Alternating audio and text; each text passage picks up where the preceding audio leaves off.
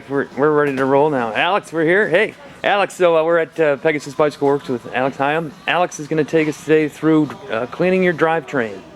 We had a couple customers coming in recently and just want to know how properly to apply their lubricants onto the chain and keep their drivetrain looking pretty clean and new.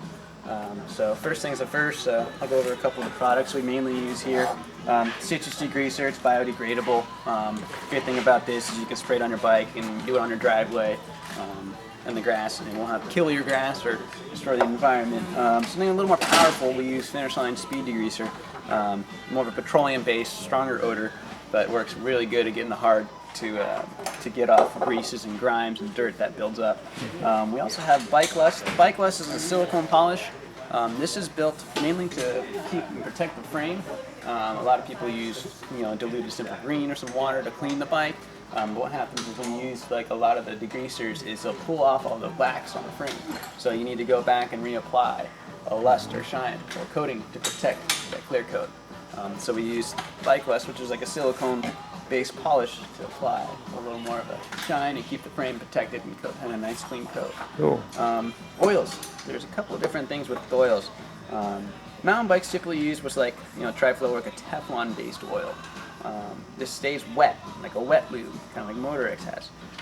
It does have a tendency to pick up more dirt and grime and grit. Although, if you're out mountain biking and riding in creek crossings and where it's wet, it's better to use a wet lubricant as opposed to a wax-based lubricant, a paraffin-based lubricant like the Montec, or most people are familiar with White Lightning as a wax-based lubricant, which you have to apply a little more readily, but it does pick up a lot less dirt, which is better for road bikes. Typically, there's a lot of little dirt and grime and grit that gets picked up on the chain.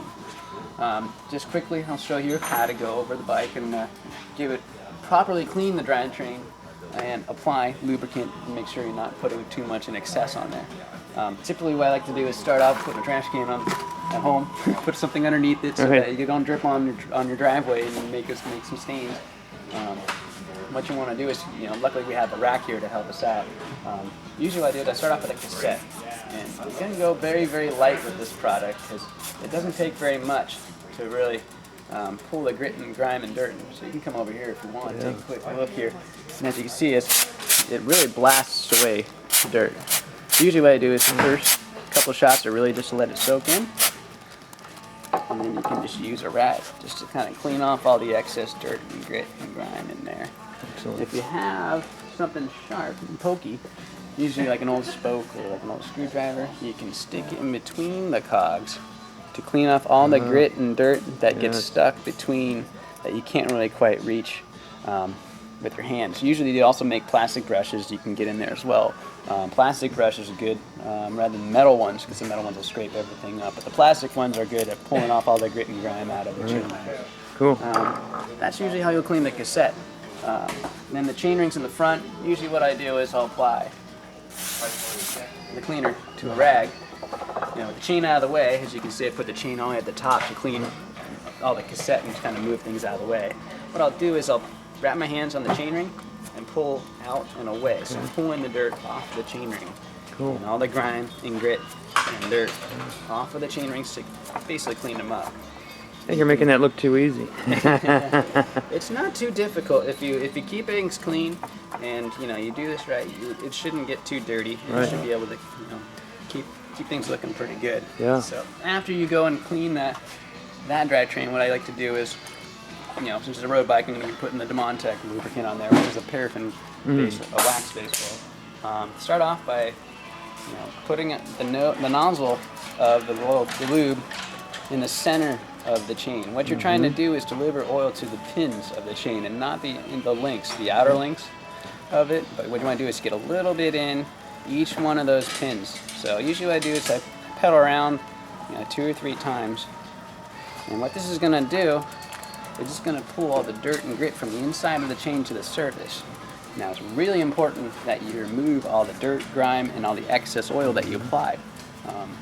What you'll do is take a same rag again, and what I do is I put my hands top, bottom, and pedal forward, and then I go side to side. And what I'm doing is I'm rubbing the oil into the chain, but at the same time, it's going to be pulling off the dirt into the rag, and you'll see it gets pretty filthy pretty quick. But what you're doing is you're rubbing oil in there, and at the same time removing the grit and grime off the chain. What I might do is shift down a couple of gears so my hands aren't so close to the wheel. And just run around a couple of times. Make sure it's nice and clean and dry. If you don't have a stand at home, you can always lean your bike up against the garage door, lean up against the wall. Right. You can do the same technique with the oil. I'm putting the nozzle on the chain and backpedaling to get a little bit of oil on there. You grab your rag and do the same technique, top, bottom, side to side, top, bottom, side to side. And then you should be set. That's great. So like you said, that lubricates it, also cleans it with that technique where you're on the sides and then... Cleans it, just make sure there's not any excess oil in there to pick up a lot of dirt. A lot of static electricity will pick up a ton of grit and grime. And that grit and grime will dig deeper and deeper into the cassette and cause your chain and your cassettes to wear out prematurely. So you have to replace more parts. And in the end, it's more expensive. Yeah. Proper bike maintenance like that, it's something that everyone should know on a regular basis. Usually every couple of rides, you want to check your chain to make sure it's properly lubricated. Usually I run my hand on it and should get a little bit of grease, a little bit of oil on there. But if it's really dry, it sounds like a flock of birds are chasing you, get that can of lube out and clean things up real good and oil it up properly. Like you might see here too, when I sprayed the speed degreaser, I got a little bit of oil and dirt and grit on the wheels. You can use the same can to spray it on a rag and wipe off all the dirt. Just watch out for your stickers. You might take off Right. a little bit from your stickers. But that essentially is just going to make sure that you don't get any grease and oils on your brake surfaces to reduce the efficiency and performance of your brakes. Essentially, that's really how you clean your drivetrain. A little bit of simple green for the bike, or some really, really, really diluted simple green. I'm talking more water, very light degreaser. Yeah. To wash things off. Don't hit it with the hose with high pressure. Never use a pressure washer on your bike. That's probably the worst thing you can do. And then afterwards, make sure you apply with a clean rag, the Pedro's Bike Lust, or another silicone polish to the frame to make sure that keep and protect the frame from drying out. Great. And that's it. Alex, thank you. Very helpful. Appreciate it. Thanks, Alex.